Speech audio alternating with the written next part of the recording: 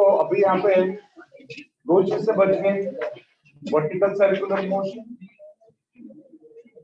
And conical pendulum. तो जहां तक मुझे याद है मैंने कॉनिकल पेंडुलम ऑलरेडी कराया है 11th स्टैंडर्ड में। कोई है जो 11th स्टैंडर्ड में नहीं था, अभी 12th में एडमिशन लिया है, उसको नहीं पता है? Very nice. पहले से हो तो फिर भी करा था बेटा, मैं कर ही देते एक बार इसको, कॉनिकल पेंडुलम को करके खत्म करते हैं। वर्टिकल सर्कुलर मोशन, तो आज हम लोग ना सर्कुलर मोशन वाला पार्ट खत्म करेंगे। मैंने डेथ बेल करा है, डेथ बेल मौत तक हुआ, डेथ बेल नहीं करा है, फाइन। कॉनिकल फंडल भी नहीं कराया होगा फिर तो। चलो एंट्रेंस के पॉइंट्स है आज, मतलब सर्कुलर मोशन वाला पार्ट शाम तक खत्म करेंगे, सो दैट नेक्स्ट टाइम से हम लोग रोटेशनल मोशन स्टार्ट करेंगे, ठीक है? चलो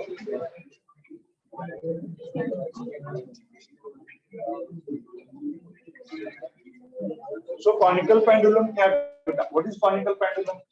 कॉनिकल पेंडुलम जान दो, ये बोलो मत बीच में, मत बोलो व्हाट इज कॉनिकल पेंडुलम, मत बोलो, सिर्फ पेंडुलम बोलो क्या है। What is pendulum? To and fro. तो बाबू किसी को आपको गुस्सा आ गया, उसने देखा सर देख तो थप्पड़ मार दिया तो तेरा चौड़ा ऐसा करेगा, टू एंड फ्रो। तो क्या आपका चेहरा पेंडुलम है बाबू? तो अपन ऐसा नहीं बोल सकते कि सिर्फ to and fro motion is a pendulum, नहीं बोल सकते। नहीं, यहाँ ये ऑसिलेटरी मोशन है, पेंडुलम नहीं है, समझे बाबू, समझे? पेंडुलम नहीं बोल सकते इसको। कोई भी टू एंड फ्रो मोशन बहुत सारे होते हैं, हम उनको पेंडुलम नहीं बोल सकते। तो पेंडुलम क्या है? हाँ, क्या हो गया उसको? बंद है। अच्छा देख ले, थोड़ी देर में नहीं होगा तो बोल दे रहा हूँ। सुनो बस, फालतू में टाइम पास मत करो। हाँ तो कोई और बताएगा पेंडुलम? नहीं बताएगा?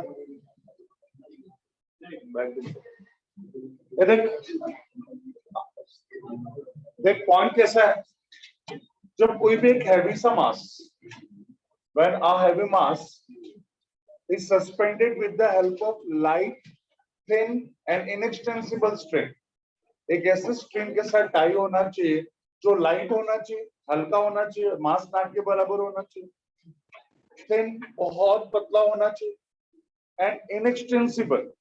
रबर बैंड कैसे एक्सटेंड होता है बेटा, वैसे इनएक्सटेंसिबल होना चाहिए, मतलब वो एक्सटेंड नहीं होना चाहिए। ऐसे स्ट्रिंग के साथ अगर हम उसको टाई करेंगे समवॉट लाइक दिस,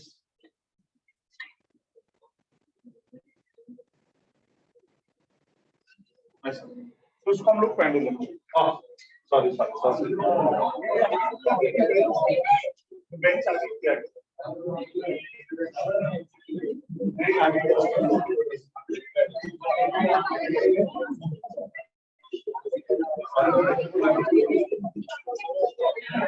प्लीज याद है ये हमारा पेंडुलम क्या है?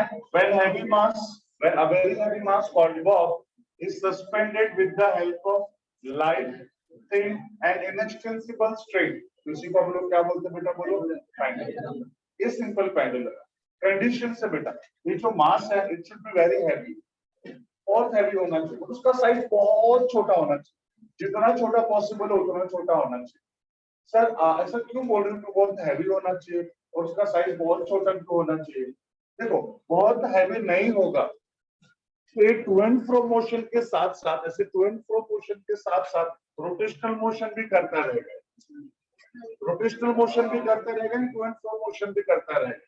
तो जो आइडियल पेंडुलम उसका कंडीशन है सिर्फ एक ही मोशन होना चाहिए, टू एंड फ्रो मोशन, उसमें रोटेशनल मोशन नहीं होना चाहिए। तो अगर हैवी होगा तो रोटेशनल मोशन नहीं होगा, इसके लिए हैवी होना चाहिए। बहुत कम साइज का भी होना चाहिए, साइज बड़ा होगा तो उसके ऊपर एयर रेजिस्टेंस ज्यादा होगा ना, तो ऑपोजिशन कम से कम होना चाहिए। तो ऑपोजिशन कम से कम होने के लिए उसका वॉल्यूम बहुत छोटा होना चाहिए। तो तीसरा कंडीशन क्या है? जो दूसरा वाला एंड है it should fixed with rigid support. Rigid support पता है ना, जो अंडर एनी सर्कमस्टेंसेस हिलेगा नहीं, उसको बोलेंगे रिजिड सपोर्ट। तो इसको हम लोग बोलेंगे सिंपल पेंडुलम। तो what is simple pendulum? When a very heavy mass called Bob is suspended with the help of light, thin and inextensible string in such a way that another end of the string is fixed with the rigid support. and Bob is performing to and fro motion. तो क्या हो जाएगा बेटा बोलो? Simple pendulum like this. अभी ऐसा to and fro motion हो रहा है इसका. To and fro motion. ठीक है, पेंडुलम के जैसा नहीं है क्योंकि बहुत बड़े साइज में है, लाइट थिन स्ट्रिंग नहीं है, तो ठीक है. अगर ऐसा मूव कर रहा है टू एंड फ्रो मोशन तो यह simple pendulum. Instead of to and fro motion अगर वहां पे स्टार्ट हो गया ऐसा सर्कुलर मोशन ऐसा, उसी को हम लोग क्या बोल देंगे बेटा बोलो? Conical pendulum. Same simple pendulum. Instead of to and fro motion अगर इसने सर्कुलर मोशन स्टार्ट कर दिया तो उसको हम लोग क्या बोलेंगे बेटा बोलो? Conical pendulum. Hope you are getting me this. तो किसी ने पूछा व्हाट इज कॉनिकल पेंडुलम, तो क्या बोलोगे?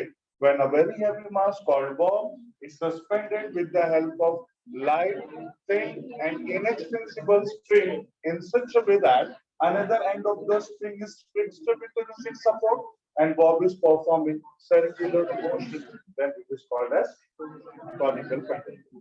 याद रहेगा सबको? तो हमको यहाँ पे चाहिए कॉनिकल पेंडुलम क्या है और उसके टाइम पीरियड का एक्सप्रेशन क्या है. उसके टाइम पीरियड का एक्सप्रेशन क्या है तो लिखो सब लोग question.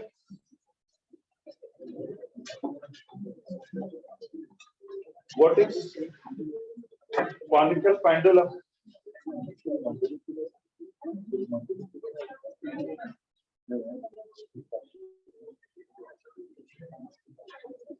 What is conical pendulum? What is conical pendulum? Find expression. Find expression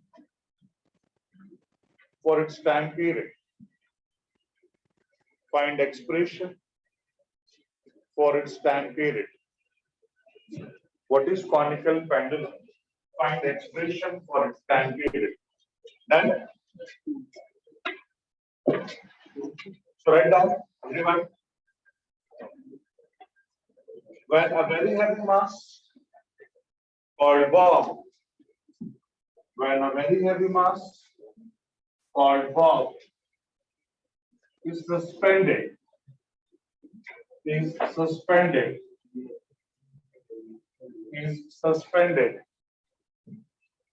the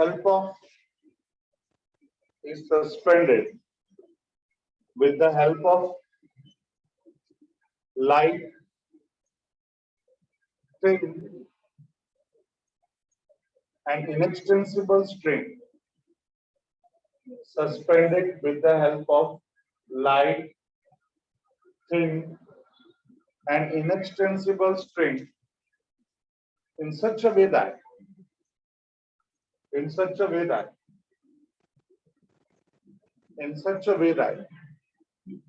another end of the string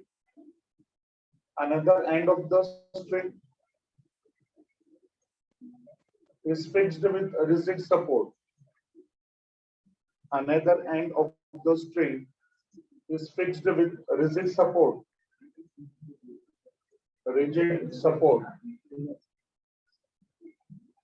And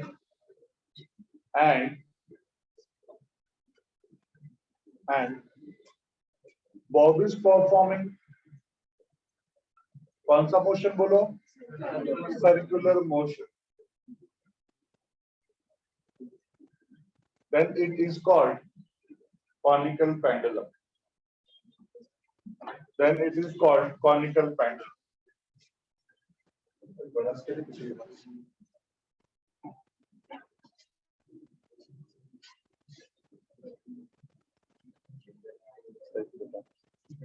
ये देखो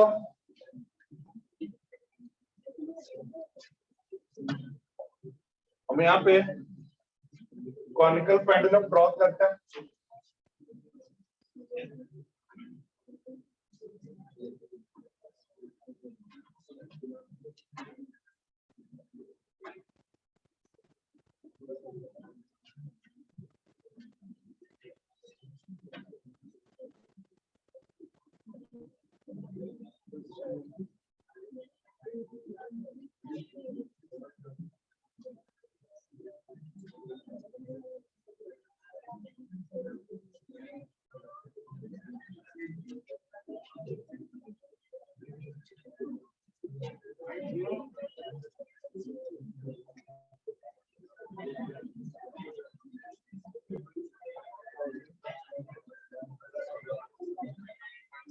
So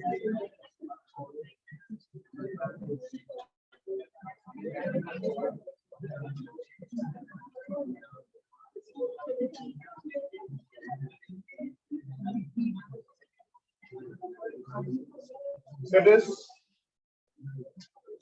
is conical pendulum. This is length of the pendulum L. और बोलो बीच में it is length of the pendulum. It is the height from the plane. कौन सा plane? जिस plane में हमारा particle circular motion कर रहा है और ये rigid support. इसके बीच में क्या है? जो height है, height हमेशा क्या रहता है बेटा बोलो? Perpendicular distance, slant वाला distance height होता है क्या? नहीं. तो perpendicular distance is the height. ये L और ये L. बेटा इस पोजीशन को हम बोलेंगे mean position और equilibrium position. Why this position is called mean position or equilibrium position? Why this position is called mean position or equilibrium position?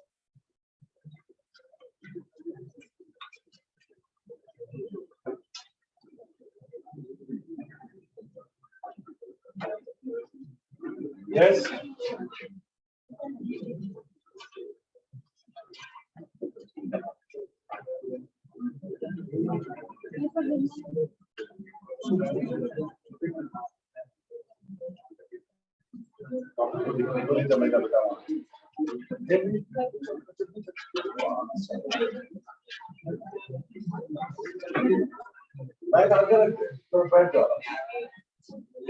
Okay. So I was telling about ये हो गया हमारा equilibrium position. Why this position is called equilibrium position? हम particle को इस box को इधर भी रिलीज करें, इधर भी बेटा इसी पोजीशन पे आएगा, इधर रहने दो, रिलीज कर दो, यहीं पे आएगा.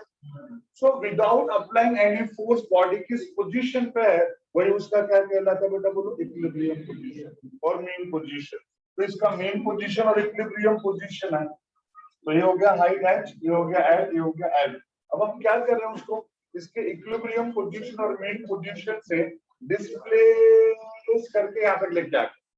मतलब now this pendulum is making an angle theta with its mean position. तो सीधी सी बात है यहाँ पर भी एंगल कितना हो जाएगा? थीटा.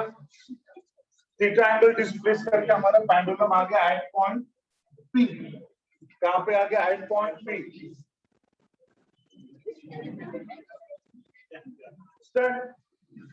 जल्दी बोल क्या है यहाँ पे? एक्सप्लेन कर डायग्राम में जल्दी से. अरे जल्दी बोल. Why it is called mean position? अच्छा, व्हाट इज कॉनिकल पेंडुलम?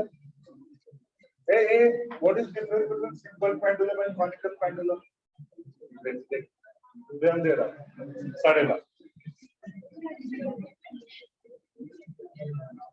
ये मेरा बच्चा सुन रहा है, प्यार से बात बोल. नहीं पढ़ने का ना मस्त सो जाते. किसी चालू है, बाहर बारिश हो रही है, उधर सो जा बेटा. मैं कुछ नहीं बोल, आई प्रॉमिस. लेकिन बोल मत, दूसरों को डिस्टर्ब. तो कुछ भी कर, जो भी बोल मत, दूसरे को डिस्टर्ब मत बोल. इधर भी एक दो लोग डिस्टर्ब कर रहे हैं. मैं नहीं करना बेटा. आपको नहीं पढ़ना कोई problem, it is up to you. लेकिन कोई दूसरे को डिस्टर्ब नहीं कर. अब तो चुप बैठ जा मेरे भाई, मेरा लल्ला. बैठ बैठ. सो हम बात कर रहे थे कि हमने पेंडुलम को डिस्प्लेस करके कहां तक ला दिया? पोजीशन P तक. अब इस P पोजीशन पे इस बॉब के ऊपर क्या क्या फोर्सेस एक्ट होते हैं? What are the forces acting on this bob? हाँ, दोनों भी चीज है.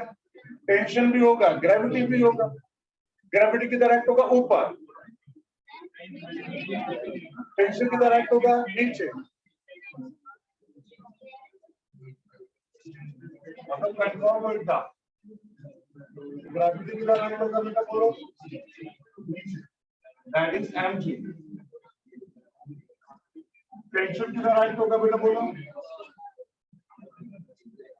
towards the rigid support. Tension is acting towards the rigid support.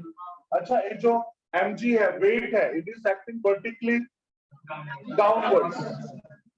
Tension किधर एक्ट हो रहा है? सर स्लैंट है.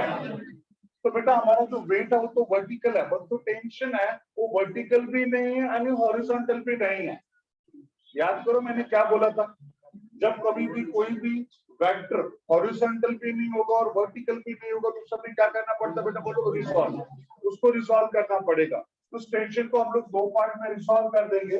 This tension can be resolved into two components, this one and this one, ठीक है। अभी ये टी का वैल्यू यहाँ पे चाहिए और टी का वैल्यू यहाँ पे चाहिए। क्या सीखा हम लोगों ने 11th स्टैंडर्ड में, इसका वैल्यू यहाँ पे चाहिए तो यहाँ से इसके ऊपर क्या करो, परपेंडिकुलर ड्रॉ करो। कैसे, यहाँ पे परपेंडिकुलर ड्रॉ करो और इसका वैल्यू यहाँ पे चाहिए तो यहाँ पर भी एक परपेंडिकुलर ड्रॉ करो।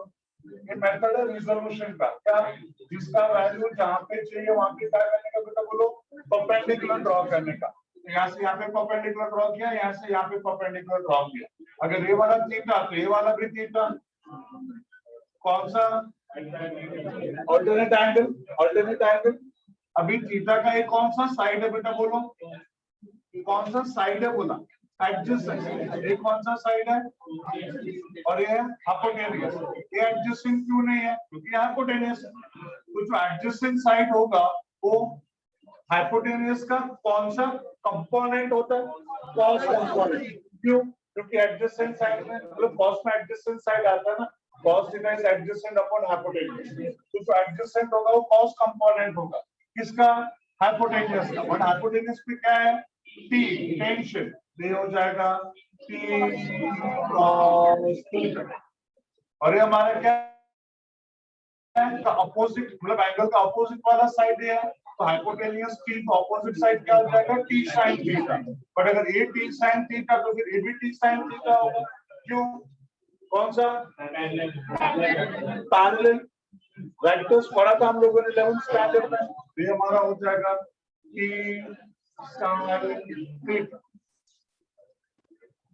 इसको हम लोग radius of the circular orbit बोल सकते हैं। Radius of the circular orbit, height L, weight which is acting vertically downwards, or tension towards the rigid support.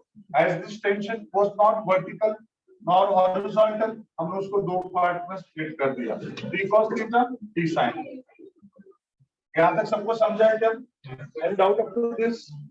पक्का नहीं है? चलो अब क्या करेंगे, यहाँ पे हम लोग अभी हम लोग यहाँ पे ऐसा बोल सकते हैं कि जो टी cos थीटा है ये mg को क्या कर रहा है बेटा, बोलो बैलेंस। टी cos थीटा किसको बैलेंस कर रहा है, mg। Since T cos theta balances weight of the ball, therefore T cos theta equals to mg, T cos theta equals to mg। ये हो गया हमारा इक्वेशन नंबर 1। फिर ये जो T sin थीटा है इधर ऐड हो रहा है बेटा, बोलो T sin थीटा सेंटर की तरफ ऐड हो रहा है, इस सर्कुलर पाथ के सेंटर की तरफ एक्ट हो रहा है। और सेंटर की तरफ कौन सा फोर्स एक्ट होता है, सेंट्रीपेटल। तो ये जो टी साइन थीटा है, और वैसे भी सोच के देखना बेटा, जो हमारा टेंशन है, हमारा टेंशन वो क्या करता है, बोलो इसके अंदर का जो टेंशन है, ये जो टेंशन है वो क्या करने वाला है, दो काम करने वाला है। पहले तो इसके वेट को बैलेंस करेगा, टेंशन नहीं होगा तो उसका वेट बैलेंस हो पाएगा क्या, और वही टेंशन हमें सर्कुलर मोशन के लिए रिक्वायर्ड सेंट्रीपेटल फोर्स भी देता है। इसके लिए मैंने टेंशन को दो पार्ट में रिजॉल्व किया कि मुझे पता चले कि टेंशन का कौन सा पार्ट इसके वेट को बैलेंस कर रहा है और टेंशन का कौन सा पार्ट हमें रिक्वायर्ड सेंट्रीपेटल फोर्स दे रहा है।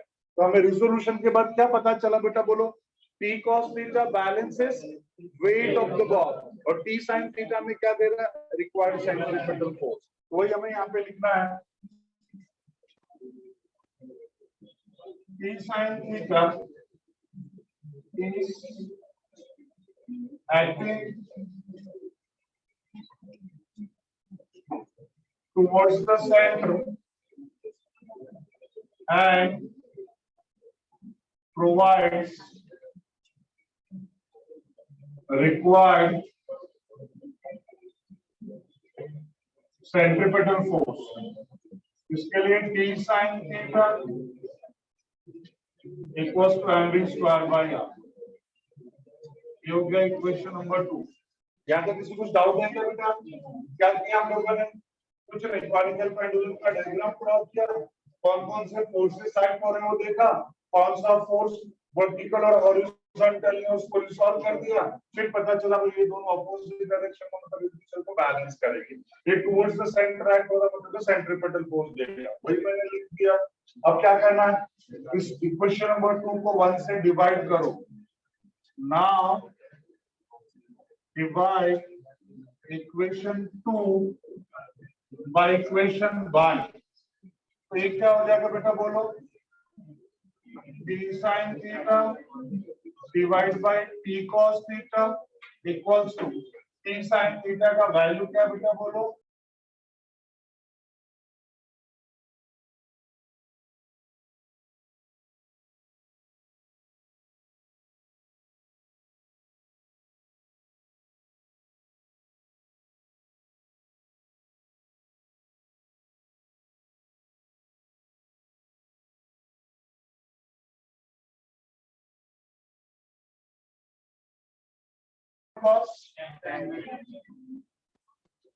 ये क्या हो जाएगा?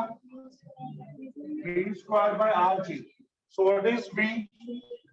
What is b बेटा? b क्या है? b क्या हो जाएगा?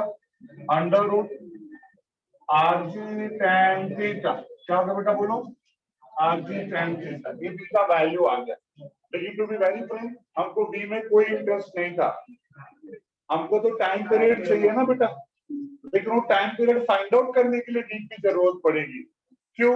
थर्ड क्लास फार्मूला याद करो, थर्ड क्लास तीसरी कक्षा का, speed is equals to distance upon time. तो टाइम इक्वल्स टू क्या होगा? डिस्टेंस अपॉन स्पीड होगा कि नहीं? इसके लिए बेटा v का वैल्यू हम लोगों ने यहाँ पे कैलकुलेट किया और यहाँ पे हम बोलेंगे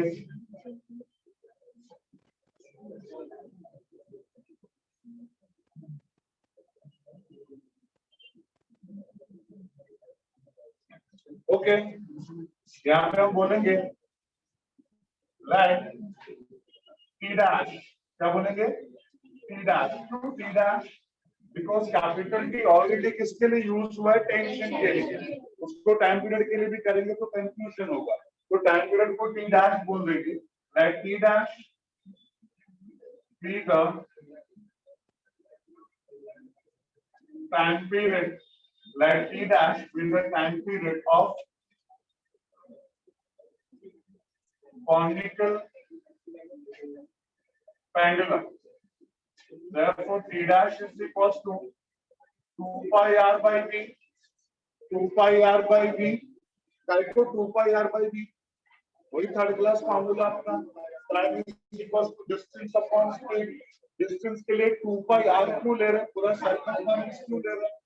बिकॉज फुल ऑन सर्कल को कंप्लीट करने के लिए जो टाइम लगता है उसको टाइम पीरियड बोलते हैं, बराबर है ना? तो पूरा सर्कल कंप्लीट करने में कितना डिस्टेंस ट्रैवल करेगा? 2 पाई आर, और उसका जो स्पीड है वो तो v है यहाँ पे ऑलरेडी।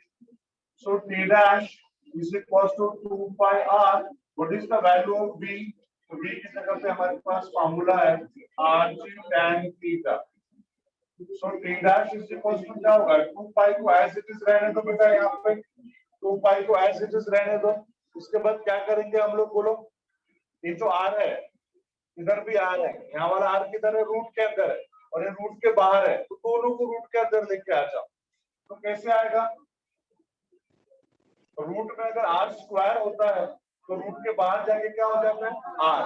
अगर r रूट के अंदर लेके जाएंगे तो क्या हो जाएगा? r स्क्वायर, और नीचे का rg tan theta as it is। एक r cancel. So what is t dash? 2 pi r by g tan theta. बेटा देख, हमारा एक्सप्रेशन तो इधर ही खत्म हो गया, हमको टाइम पीरियड का एक्सप्रेशन चाहिए ना। आ गया टाइम पीरियड का एक्सप्रेशन। बट मैं थोड़ा और भी 2-3 स्टेप्स आगे लिखना चाहता हूँ। क्यों लिखना चाहता हूँ? बिकॉज हमें नहीं पता ना डेटा हमें कौन से फॉर्मेट में देगा। डेटा हो सकता है लेंथ के टर्म में दे, एच के टर्म में दे, तो फंस जाएंगे हम लोग। हमारे पास जो एक्सप्रेशन हो सिर्फ आर के टर्म में, रेडियस के टर्म में, तो हम लोगों को अब उसको एच और एल के टर्म में फाइंड आउट करना है। कैसे फाइंड आउट करेंगे? हम लोग बोलेंगे tan theta. What is tan theta? tan theta क्या बेटा बोलो? थीटा का opposite side upon adjacent. Opposite क्या बेटा बोलो? r, और एडजेसेंट क्या है? h। so tan theta is r by h. it implies r is equals to h tan theta। आया ना? अब इस r की जगह पे इस वैल्यू को सब्स्टिट्यूट कर दो, तो t dash is equals to 2 pi, r की जगह पे क्या हो जाएगा? h tan theta g tan theta क्या हो जाएगा बेटा? 2 pi h by g। tan theta जो हो गया, h के टर्म में भी आ गया। अब मुझे उसको l के टर्म में लिखना है, तो हाउ टू राइट l के टर्म में? l के टर्म में कैसे लिखेंगे? since cos theta is h by l, काय को h by l? cos theta is adjacent upon hypotenuse। adjacent क्या है? h, hypotenuse क्या है?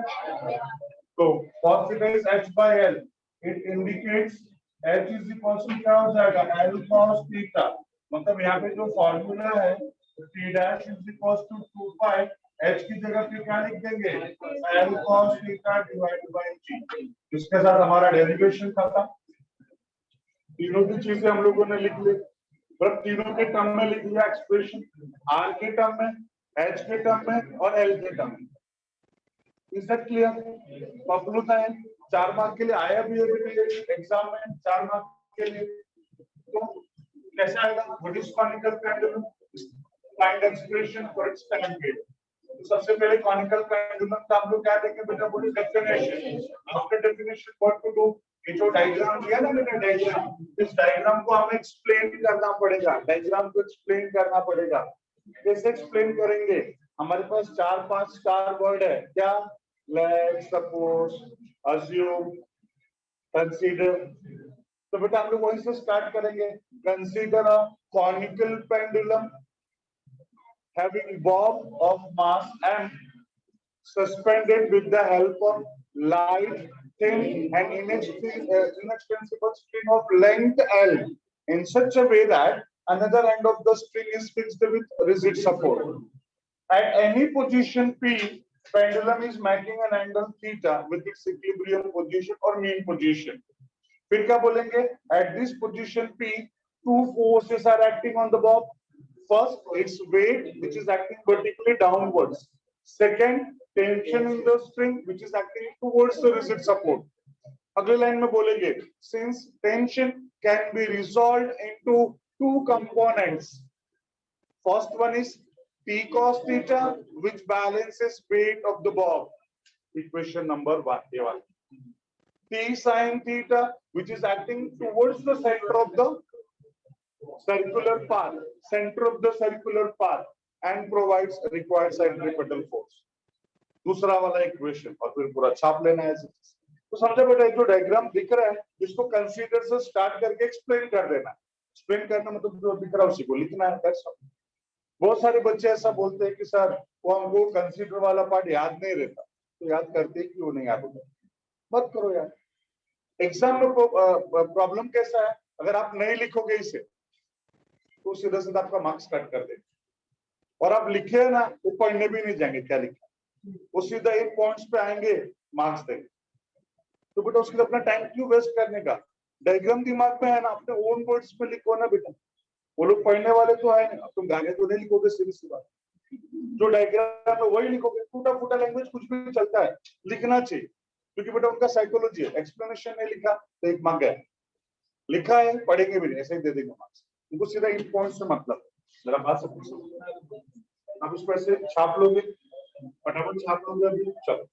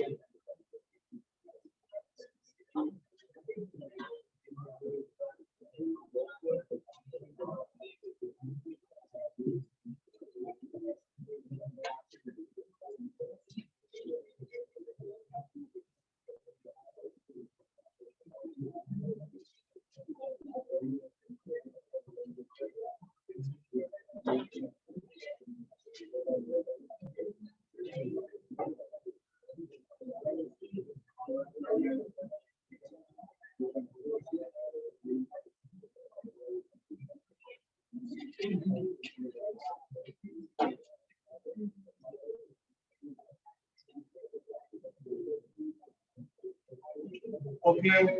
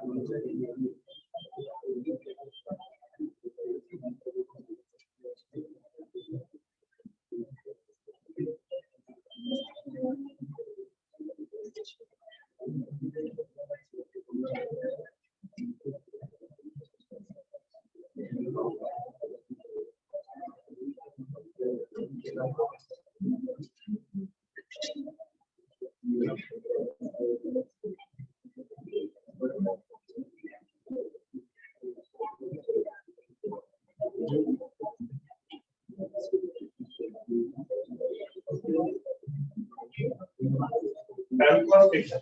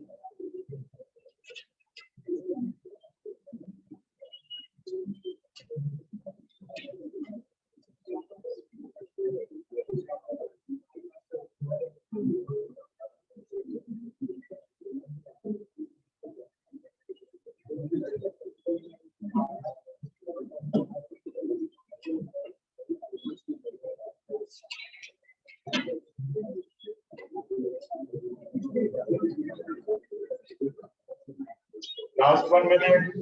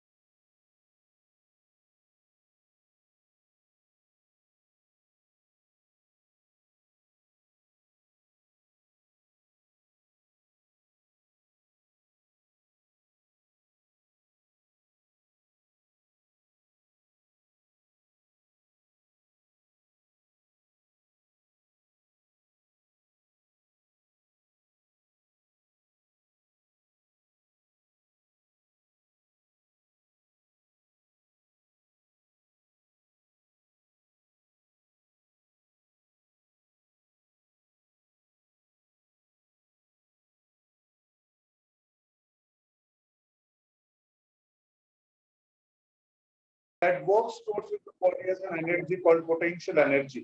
याद आ रहा है? जो भी हम वर्क डन करते हैं वही स्टोर होता है सब पोटेंशियल एनर्जी। अब एक्सप्लेन करना चाहता हूँ कि हॉरिजॉन्टल सर्कुलर मोशन में वर्क डन ही नहीं होता है। जब वर्क डन ही नहीं होगा तो पोटेंशियल एनर्जी कहाँ से होगा? नहीं होगा। अब आप बोलोगे सर वर्क डन क्यों नहीं होता है?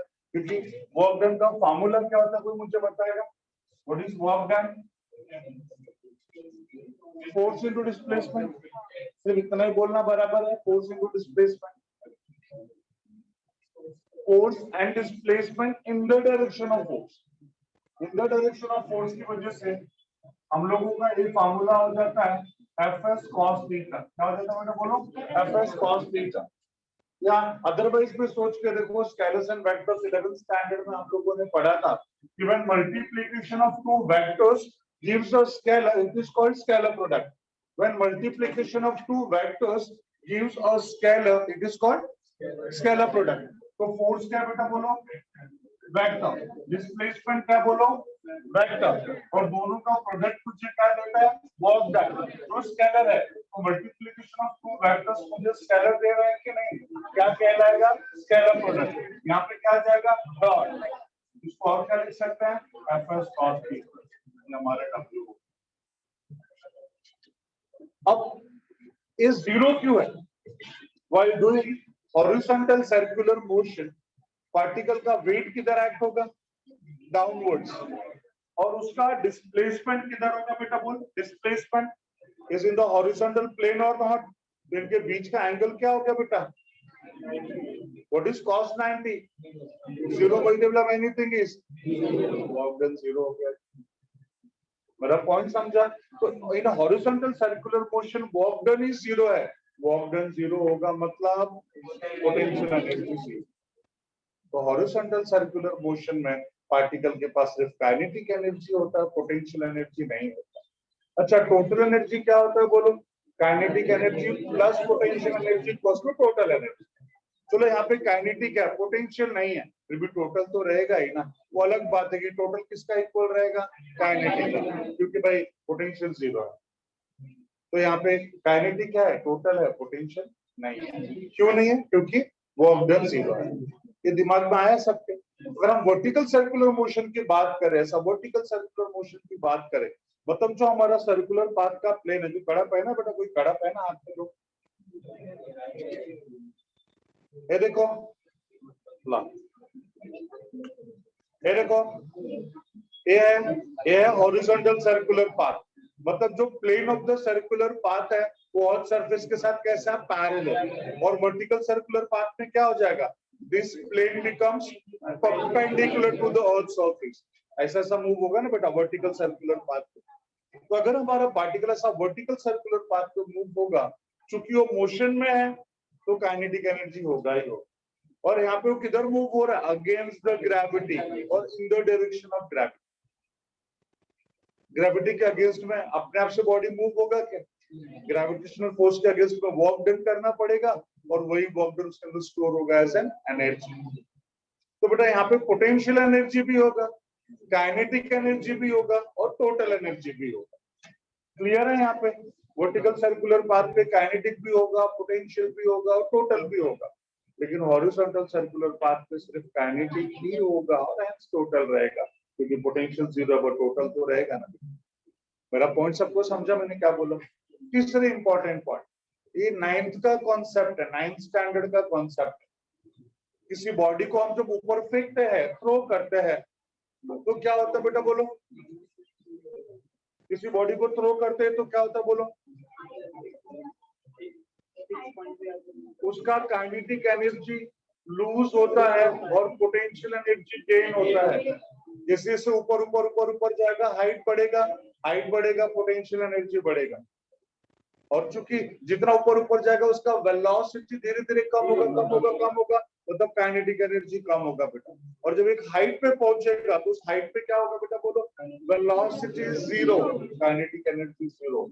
और उस हाइट पे हाइट मैक्सिमम है तो पोटेंशियल एनर्जी क्या होगा? मैक्सिमम। ऊपर से नीचे आएगा तो क्या होगा? हाइट धीरे धीरे कम। जब हाइट कम होगा बेटा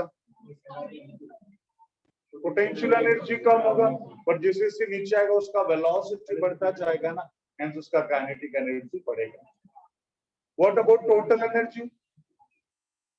टोटल एनर्जी रिमेन्स कांस्टेंट। बेटा फिक्स कर लो दिमाग में, टोटल एनर्जी हमेशा कांस्टेंट रहेगा। कब?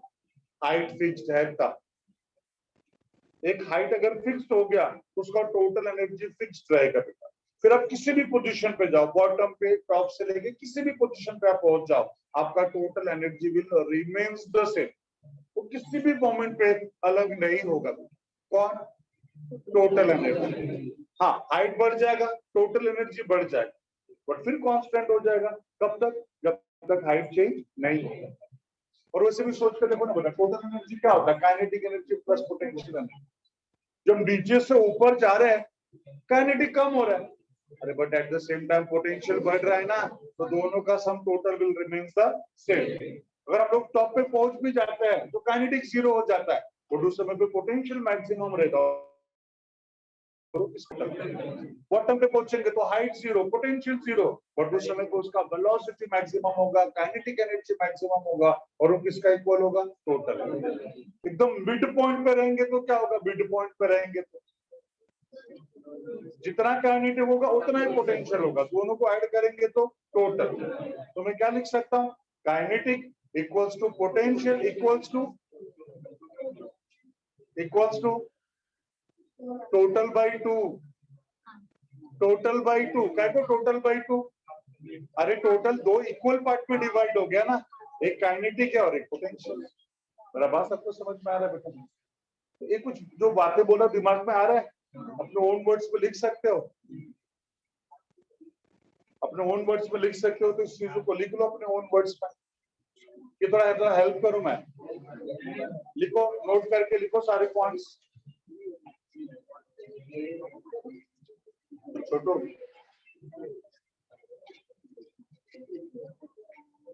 लिखो।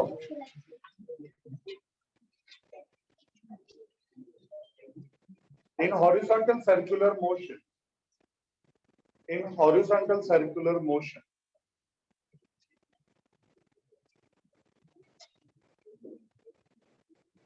particle is having only kinetic energy.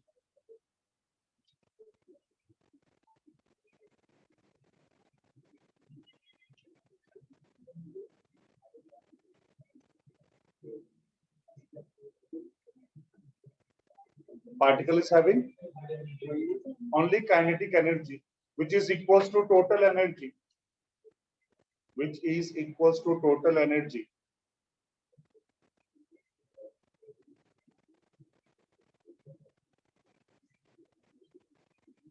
as potential energy is zero.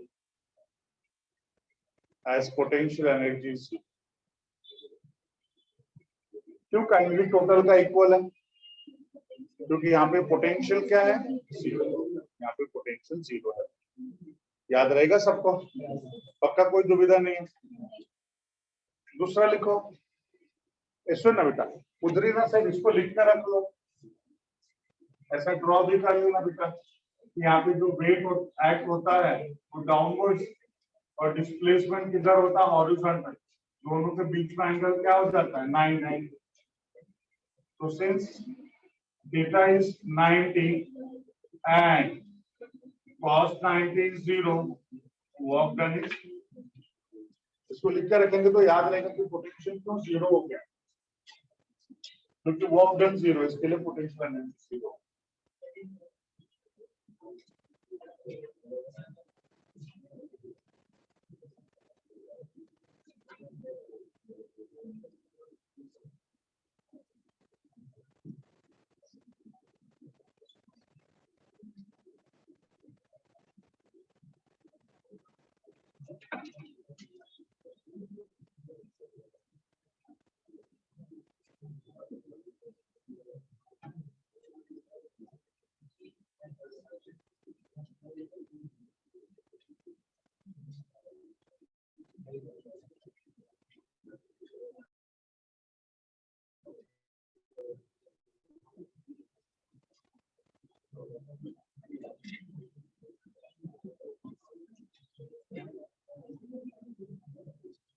Done.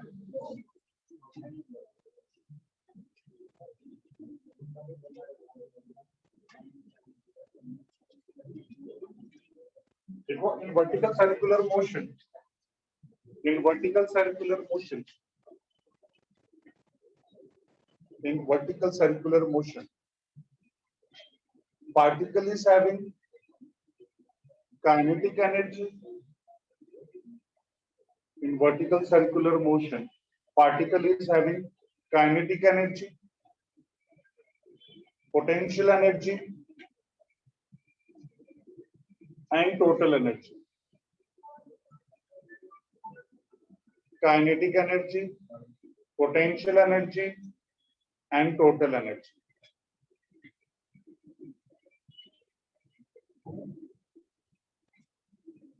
अच्छा, ये जो मैं बता रहा था ना आपको वर्टिकल सर्कुलर मोशन में, अब उसको लिख ही लेते हैं। कैसे, जरा सुनना ध्यान से।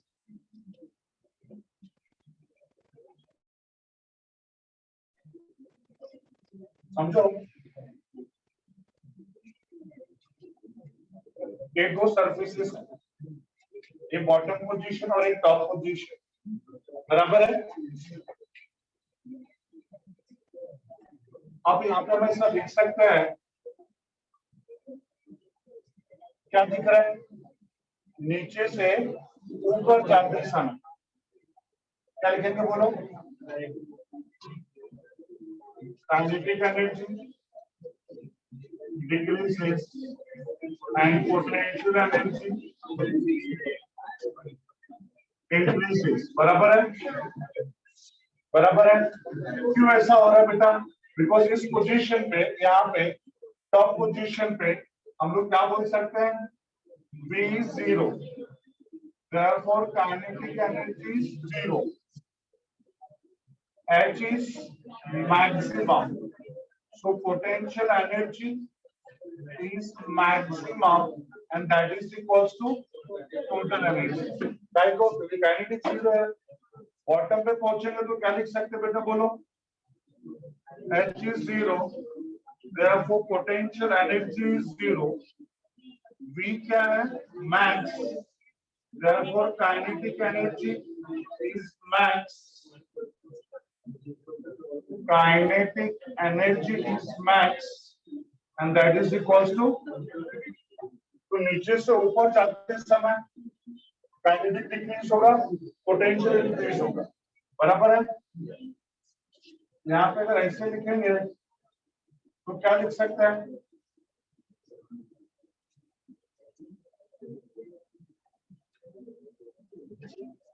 देखते हैं यहाँ पे क्या लिखेंगे, potential energy decreases, kinetic energy increases। यहाँ पे कुछ डाउट, दोनों हो गया। तब तक ये हाइट फिक्स्ड है, टोटल एनर्जी रिमेन्स कांस्टेंट। कब तक? हाइट चेंज नहीं होगा तब तक, ठीक है। अभी ये मान लो मिड पॉइंट है बेटा, ये मिड पॉइंट है, ये मिड पॉइंट है, तो मिड पॉइंट के ऊपर क्या होगा, मिड पॉइंट के ऊपर वाले पोर्शन में, इस पोर्शन में क्या बोल सकते हैं, मोर पोटेंशियल, हाइट है ना बेटा, more potential plus less kinetic, दोनों मिला के नीचे वाले पार्ट में क्या होगा बेटा, बोलो। More kinetic less potential total, बराबर है। इस पॉइंट पे क्या बोल सकते हैं, kinetic equals to potential that is total divide by 2। क्योंकि टोटल ही तो दो पार्ट में डिवाइड हुआ ना, half part is kinetic and half part is potential. Clear है, सबको समझा बेटा? छाप लो इसको भी एक बार।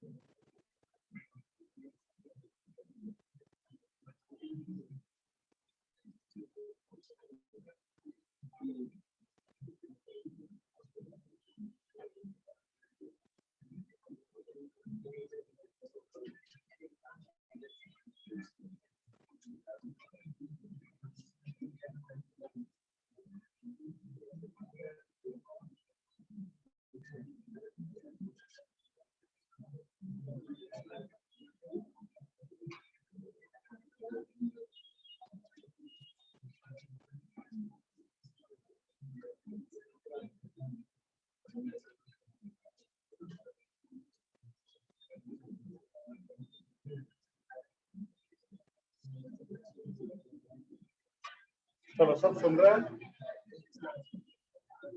हो गया सबका? लिख के लिखो लिखो जल्दी लिखो।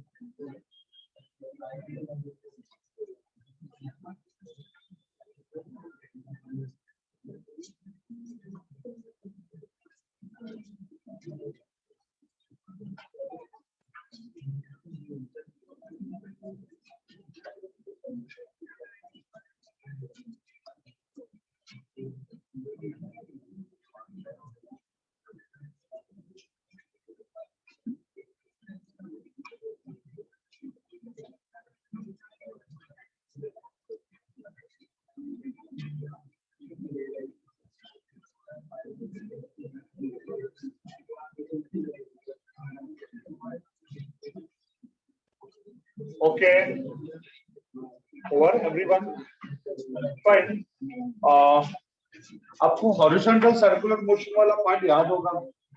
Ranking of roads of park, सब जगह पे हम लोगों ने मैक्सिमम स्पीड फाइंड आउट किया था। और सब जगह पे क्या एडवाइजेबल रहता है कि भाई स्लो स्पीड से ही चलो, बहुत फास्ट स्पीड पे जाने पे डेंजर है, एक्सीडेंट स्केडिंग में भी टेक प्लेस। तो जितना स्लो चलेंगे थोड़ा सेफ रहेंगे, बहुत फास्ट चला के मतलब नहीं है ऐसा। पॉइंट ऐसा है, मतलब होता है बेटा, देखिए जो फास्ट चलाते हैं ना बेटा, तो उसकी वजह से थोड़ा दिक्कतें होती है, स्लो चलाने से सारी दिक्कतें थोड़ी कम हो जाए। मैं सिर्फ छोटा सा एग्जांपल देता हूँ बेटा। अभी अभी मेरे फ्रेंड हैं, कलीग भी हैं मेरे, टीपी भाटिया कॉलेज में कोई है आप लोगों में से? टीपी भाटिया में, टीपी भाटिया में आप 2 लोग हो। आप लोगों को फिजिक्स कौन पढ़ाता है? अमोल सर पढ़ाते हैं, अमोल बागवे सर। अमोल बागवे जहाँ गया ही नहीं ना कभी कॉलेज में, बराबर। तो प्लीज प्लीज कैसा है ना, तो वो उसका कॉलेज में पढ़ाते हैं, और साथ पुणे जा रहे थे, और उनका ना न्यू स्विफ्ट डिजायर लिया था उन्होंने, एक 110 120 की स्पीड पे थे, और ऑल ऑफ द सडन के पीछे वाला टायर बस्ट हो गया। अब उनका कार बेटा ऐसा 4-5 बार ऐसा ना हाईवे पे ऐसा हुआ, और जाके बीच वाला डिवाइडर में आपका गाड़ी तो एकदम बेकार हो गई, उन्होंने भेज दी गाड़ी को, उधर ही भेज दिया। लेकिन ना उनको एक खरोच तक नहीं आई, बाय गॉड ग्रेस से खरोच तक नहीं उस एक्सीडेंट में। बट बेटा ना, अगर गाड़ी इतनी ज्यादा स्पीड पे नहीं होती तो क्या इतनी बार आपड़ता गाड़ी नहीं आता? बड़ा बात समझ में आ रहा है? तो बेटा पॉइंट इतना है कि बहुत फास्ट स्पीड के साथ जाएंगे तो थोड़ी दिक्कत होती है, थोड़ा स्लो स्पीड पे रहेंगे बेटा, पता है थोड़ा बीच में पत्थर वित्थर आ गया, फास्ट स्पीड पे रहेगा तो गाड़ी उड़ी जाएगी। स्लो स्पीड पे रहेगा तो ऐसा उड़ेगा तो नहीं, बहुत बड़ा एक्सीडेंट तो नहीं होगा। इसके लिए हमेशा बोलते थोड़ा स्लो स्पीड में रहेंगे, नॉर्मल स्पीड पे रहेंगे तो इट्स ऑलवेज बेटर। बहुत फास्ट स्पीड पे चला के मतलब नहीं, डेंजर जोन रहता है। अभी ये हम लोग किसकी बात कर रहे हैं? हॉरिजॉन्टल सर्कुलर बात की। अगर हम जरा वर्टिकल सर्कुलर बात की बात करें, तो आप लोग कभी सर्कस देखे हो या सर्कस देखने गए हो?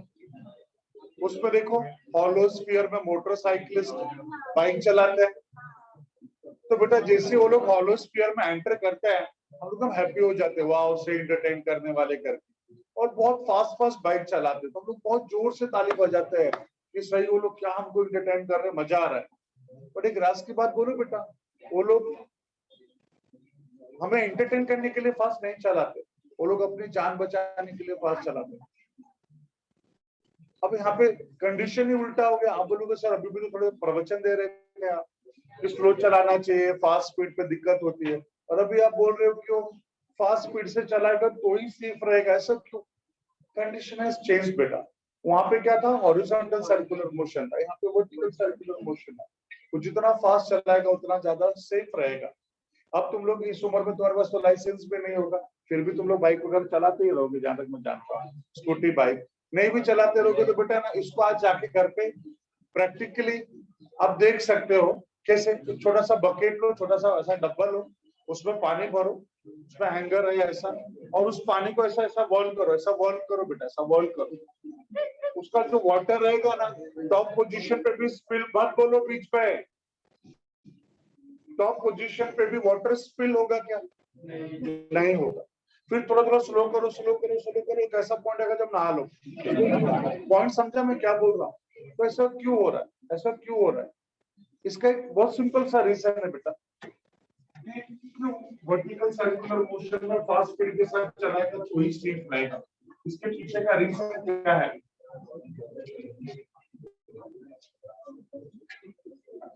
याद देखो, ये है वो बकेट जिसमें हम लोगों ने वाटर फिल किया बेटा, इसको हम लोग क्या कर रहे हैं? इस सर्कुलर पाथ पे रिवॉल्व कर रहे हैं, उस बकेट को ऐसा रिवॉल्व कर रहे हैं। अब मुझे बताओ इस पोजीशन पे, टॉप पोजीशन पे क्या क्या फोर्सेस एक्ट हो रहे हैं? इस टॉप पोजीशन पे क्या क्या फोर्सेस एक्ट हो रहे हैं? एक बात पूछो, मेरे को पढ़ते समय सिर्फ मुझे कानों में आवाज आ रहा है, सब कानों में आवाज आ रहा है? देख एक सिंपल सी बात मैंने पहले ही बोला है, जो तुम लोग डिस्कशन कर रहे हो ना, ऐसा नहीं मुझे नहीं पता चलता, बेटा देख बहुत सिंपल सा उसका सोल्यूशन है, मुझे पता है कौन कर, और मैं उसको लीगली क्लास के बाहर कर सकता हूँ। लीगली मतलब समझ रहा, उसको खड़ा करूंगा, 2 क्वेश्चन पूछूंगा, एक भी क्वेश्चन का आंसर नहीं देगा, मेरे पास रीजन है, गेट लॉस्ट कर सकते हैं। नहीं अच्छा लगेगा, उसका भी इंसल्टिंग फील होगा, मेरे को भी नहीं अच्छा लगेगा, बच्चे हैं पढ़ाई कर रहे हैं, बाहर को भेज उस समय नहीं करना चाहता। तो तुम लोग जो डिस्कशन करते हो ना, एक प्रॉपर जगह नहीं है डिस्कशन कहाँ पे करने का, बाहर। इसी के बारे में डिस्कशन करो बाहर। इसके बारे में यहीं पर डिस्कशन करना है ना, मेरे साथ करो। मेरे से ज्यादा तो किसी को नहीं आता रहेगा, तो उसके साथ फालतू में डिस्कशन करने से वैसे डिस्कशन करो ना, कोई पॉइंट पे डिस्कस करो, सर ऐसा नहीं ऐसा, मैं आपके साथ डिस्कस करूँ। मेरा पॉइंट समझ रहा बेटा मैं क्या बोल, क्या होता है ना उसमें प्रॉब्लम क्या होता है, हमारा लिंक टूटता है। हमारा लिंक टूटेगा तो बेटा आप लोगों का ही नुकसान, इतना याद रखो। मैंने बोला ना 22 ईयर्स में इसमें कितनी बात है तो खुद को नहीं पता। वो तो जब सर सब्जेक्ट आता तो पॉइंट्स निकल देता, तो इंटरप्ट हो जाता तो दिमाग में रह जाती बातें, आप तक पहुंचेगी, मतलब आपका ही लॉस है। मत करना, मत करो प्लीज। स्टॉप पोजीशन पे क्या क्या फोर्सेस एक्ट होंगे इसके ऊपर, इसका वेट, वही ग्रेविटेशनल फोर्स बोले तो वेट, और दूसरा centrifugal force mv square by r। क्योंकि मैंने बताया था जब कभी भी सर्कुलर मोशन होता है तो सेंट्रीपेटल एक्ट नहीं होता, सेंट्रीफ्यूगल एक्ट होता है। सेंट्रीपेटल एक्ट क्यों नहीं होता, क्योंकि वो तो यूटिलाइज होता है। बोला था ना, सेंट्रीपेटल यूटिलाइज हो जाता है तब जाके सर्कुलर मोशन होता है, और सर्कुलर मोशन हो रहा है मतलब उसके ऊपर एक ही फोर्स एक्ट होगा, हुआ है। आया दिमाग में सबके पक्का। तो सेंट्रीफ्यूगल फोर्स का mv स्क्वायर बाई r। ये बेटा इस सर्कुलर पाथ का रेडियस चेंज होगा, इस बकेट में जो वाटर है उसका मास चेंज होगा क्या, इस हाइट पे जी का वैल्यू चेंज होगा क्या, एक ही चीज वैरी हो सकता है ना। तो नीचे का डाउनवर्ड फोर्स फिक्स्ड है, नीचे का downward force fixed, upward force depend करता है किस पे, वेलोसिटी। ज्यादा भी हो सकता है, कम भी हो सकता है, कुछ भी हो सकता है, वो तो डिपेंड करेगा वेलोसिटी पे। तो मेरा जो वेलोसिटी है कम से कम इतना तो होना चाहिए, उस वेलोसिटी से क्रिएट होने वाला सेंट्रीफ्यूगल फोर्स बॉडी के वेट को क्या करके रखे, ऐसा जब तक बैलेंस करके रखेगा तब तक वाटर को स्पिल नहीं होने देगा। तो अगर हम चाहते हैं कि वाटर स्पिल ना हो तो centrifugal force must be equals to weight. Worst to worst condition में, लास्ट टू लास्ट कंडीशन में एटलीस्ट दोनों इक्वल तो होना चाहिए। इक्वल होगा तब तक भी उसको नीचे नहीं आने दे, लेकिन जब नीचे का फोर्स वेट से बढ़ जाएगा तो क्या होगा। मेरा पॉइंट सबको समझा है।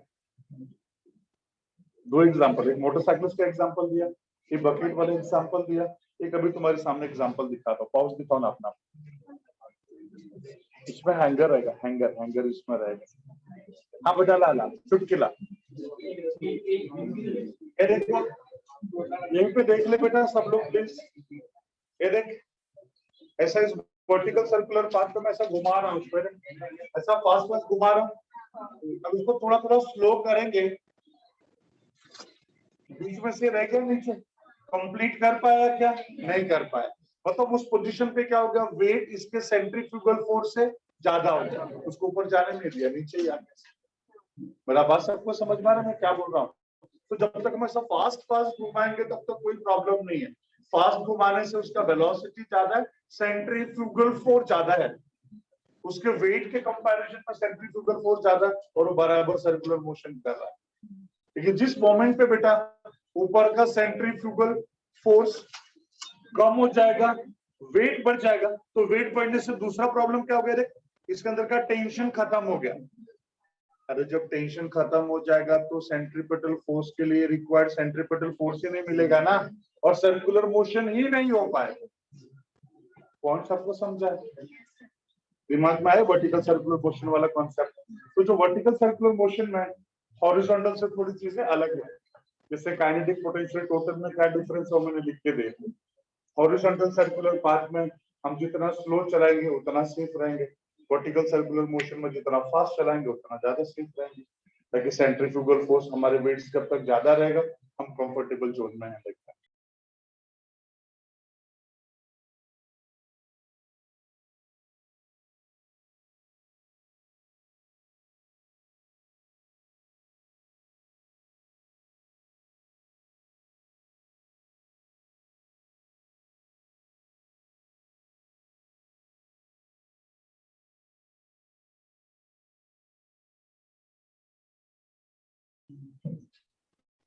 का 3 पोजीशन, बॉटम पोजीशन, ये वर्टिकल सर्कुलर पाथ का बॉटम पोजीशन हो गया, बराबर है, ये हॉरिजॉन्टल पोजीशन हो गया और ये टॉप पोजीशन हो गया, बॉटम हॉरिजॉन्टल टॉप, ऐसे 3 अलग अलग पोजीशन है। तो इन तीनों ही पोजीशन पे, जैसे मान लो बेटा यहाँ पे एक स्ट्रिंग है, यहाँ तो उस मास के साथ मैंने अटैच कर दिया, तो इस स्ट्रिंग के अंदर टेंशन है कि नहीं, तो इस बॉटम पे कितना टेंशन होगा, हॉरिजॉन्टल पोजीशन पे कितना टेंशन होगा, टॉप पे पहुंचेगा तो कितना टेंशन होगा। फिर ये तो हॉरिजॉन्टल ही हो गया ना बेटा। अपार्ट फ्रॉम दैट कोई भी एक रैंडम पोजीशन ले लो, मान लो इस पोजीशन, तो इन चारों पोजीशन पे 3 स्टैंडर्ड पोजीशन है, बॉटम हॉरिजॉन्टल एंड टॉप, और एक रैंडम पोजीशन जिससे हम in general expression find out कर सकते हैं, उसे हम किसी भी पॉइंट का फाइंड आउट कर सकते हैं इन जनरल पोजीशन पे। तो इसे 4 जगह पे हम लोगों को ना स्ट्रिंग के अंदर कितना टेंशन होगा और तीनों चारों जगह पे क्या वेलोसिटीज होगा, क्या काइनेटिक एनर्जी होगा, क्या पोटेंशियल एनर्जी होगा, और टोटल एनर्जी तो सब जगह पे सेम ही रहने वाला है, फिक्स्ड है। जानते हो क्या है वर्टिकल सर्कुलर मोशन में टोटल एनर्जी का एक फिक्स्ड फार्मूला है, बोलो क्या, 5/2 mRg। क्या होगा बेटा, बोलो 5/2 mRg। तो नोट वाले पॉइंट्स लिखा है ना, वहां पे इसको लिख के रखना, total energy in vertical circular motion is 5/2 mRg। लिख के रख लो इसको, उधर ही लिख लो नोट में, total energy in vertical circular motion is 5/2 mRg।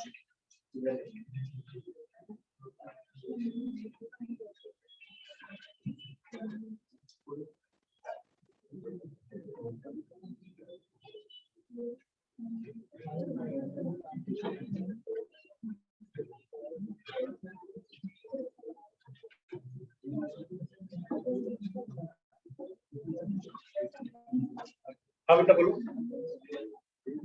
ये वाला जो लास्ट में बोला मैंने, बोला total energy in vertical circular motion is 5/2 mRg। देख बेटा लिखा हूं यहाँ पे 5/2 mRg, 5/2 mRg। सुनो ना मेरी बात, लो अबे 5/2 तो कांस्टेंट है, अब जितना ज्यादा मास होगा उसको ऊपर लेके जाने के लिए उतना ज्यादा वर्क डन करना पड़ेगा। आर फिक्स्ड है, बड़ा सर्कल है छोटा सर्कल है, और जी तो भाई 9.8 मीटर पर सेकंड स्क्वायर कांस्टेंट। तो बेटा ये फॉर्मूला है, ये फिक्स्ड रहेगा। अगर मतलब अगर एक सर्कल फिक्स हो गया तो उसका रेडियस भी फिक्स हो जाएगा, मास भी पार्टिकल, तो उसका टोटल एनर्जी फिक्स रहेगा, वो चेंज नहीं होगा। मेरा बात समझा? तो हम लोग ना आज शाम को हम लोग क्या करने वाले बेटा, बहुत इंपॉर्टेंट डेरिवेशन, वेट बहुत इंपॉर्टेंट डेरिवेशन है जिसको हम लोग क्या फाइंड आउट करने वाले, मैंने क्या बताया, बॉटम हॉरिजॉन्टल टॉप, ये तीनों ही पोजीशंस पे मैं मतलब वेलोसिटी क्या, काइनेटिक एनर्जी क्या, पोटेंशियल एनर्जी क्या, टोटल एनर्जी क्या, ये सब हमको फाइंड आउट करना है। ठीक है, यहाँ तक सबको क्लियर है? ये शाम को करेंगे, अभी फिलहाल जरा सब लोग नोटबुक बुक सब बंद करो। तो थैंक यू नहीं बोलने को बोला, बुक बंद करने को बोला।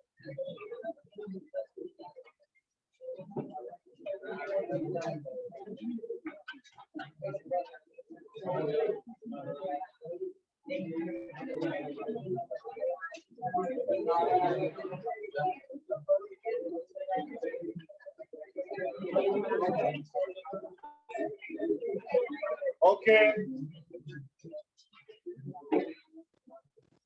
छोटू प्लीज स्टैंड। आज तो बहुत हैप्पी लग रहा है, तेरा बर्थडे आज, किसी से मिलने जाने वाला है, हैप्पी लग रहा है बहुत आज। ठीक है, मुझे एक बात बता, हम लोगों ने वेलोसिटीज के लिए हॉरिजॉन्टल सर्कुलर पाथ पे 3 एक्सप्रेशंस फाइंड आउट किया है।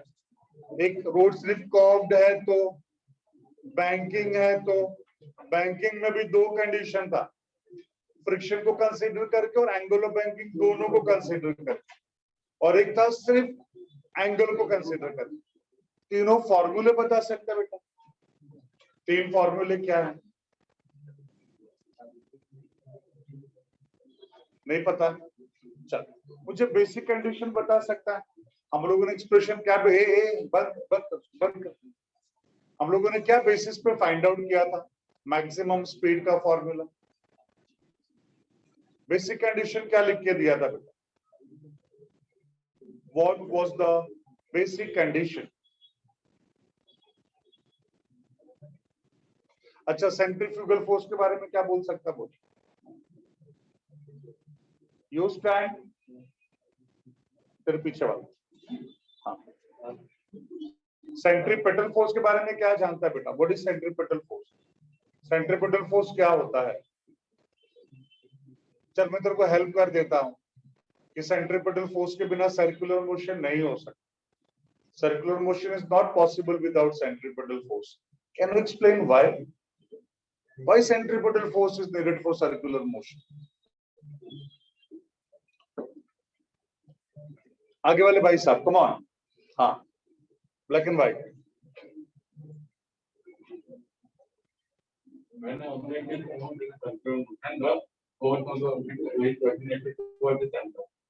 ओके, तो फिर तूने क्वेश्चन का आंसर ही नहीं दिया। मैंने तो पूछा कि तू जो बोला force is acting towards the centre, वही तो सेंट्रीपेटल फोर्स है। वही तो मेरे को ऐसा पूछना था कि वो क्यों चाहिए। वही तो मेरा क्वेश्चन था ना कि why centripetal force is needed for circular motion. क्यों? वही तो पॉइंट है, क्यों। वही तो मेरा क्वेश्चन वही था ना बेटा कि क्यों सेंट्रीपेटल फोर्स चाहिए, क्यों उसके बिना सर्कुलर मोशन नहीं हो सकता। लास्ट ब्लू, बोल बेटा।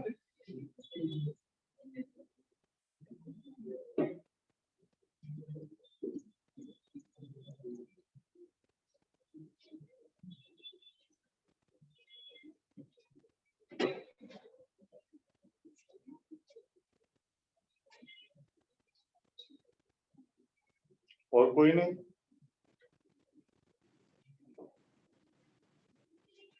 नहीं, देख बेटा, हमारा सर्कुलर मोशन खत्म होने को आया, हमको उसका बेसिक नहीं पता। मैंने ऐसा नहीं लिख के दिया in circular motion direction of motion changes at every point, और डायरेक्शन चेंज करने के लिए फोर्स की जरूरत पड़ती है, and hence in circular motion centripetal force is needed. Even मैंने फोर्स का डेफिनेशन ही लिख के दिया था। Force is a physical cause which changes or tends to change state of rest or uniform motion in a straight line, changes dimension of a body, direction of motion of the body. बेटा सिर्फ class आने से हमारा पढ़ाई नहीं हो, जब तक तुम तुम्हारा ध्यान नहीं दोगे पढ़ाई में, तो 5 मिनट में सच बता रहा हूँ, मेरा ही नहीं किसका भी लेक्चर रहता है ना, नोटबुक में सब लिखते ही हो ना, मत घर पे कर, घर का सब टाइम पास ही करो, कोई प्रॉब्लम नहीं। यहाँ पे आ जाते हो ना, 5 मिनट में अगर तुमने सिर्फ गो थ्रू किया ना लास्ट टाइम ने क्या क्या पढ़ा था ना, फिर भी तुमको बहुत बेनिफिट होगा। और हम लोग ना पढ़े किस तरह भी गप्पा गोष्ठी करते हैं, बहुत बैड है। तो हम अपने साथ में दूसरों का भी नुकसान करते हैं, बहुत गलत है, मत किया करो। भाई साहब पढ़ के आओ, नेक्स्ट टाइम से मैं सबसे क्वेश्चंस पूछूंगा ऐसे, और नेक्स्ट टाइम से अगर जो आंसर नहीं दिया वो क्लास छूटने के बाद तो वो आंसर इधर 5 बार लिखेगा, फिर घर पे जाओ। समझा मैंने क्या बोला? नेक्स्ट टाइम से जो मेरे क्वेश्चंस का आंसर नहीं देगा आफ्टर द क्लास, बाहर मतलब बैठेगा, 5 बार लिखेगा, सबमिट करेगा, फिर घर जाएगा। ठीक है, चलो बाय एवरीवन, थैंक यू।